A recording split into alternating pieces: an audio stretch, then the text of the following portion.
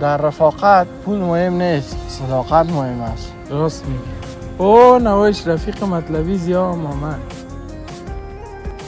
او هر وقت سرزیا خودم میچلانه. ما چون زیاد ای چی دیده؟ زیاد او چیز را ندیده، خو کارهای خدا سرش مفته میکنه. سلام بچه ها، زیا رو ندیدین؟ به خیالم باز پیسه ضرورت شده. نه لالا، موترش کار داشتم. موتر بر ما نمیته، این موتر ازش میخواه.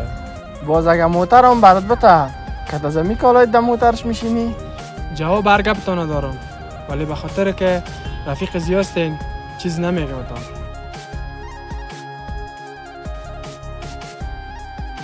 زیا، امو کلی موتر تبت کار دارم.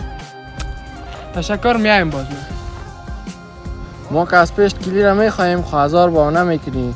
او که از پیش کلی را خواست در دفعه اول کلی را برش دادی. او رفیق ما که است مرد عمل است و در امتحان رفاقت سربلند کامیاب شدم. والا زیا، این کلی تا بگی راستی موبایل یاد رفته بودم. او این خود در خانه یادم رفته بودی را چطور آوردی؟ والا این موبایل پدرت برم داد و گفت اگر زیا همراهت است برش بگو که مرا ببره شفاخانه.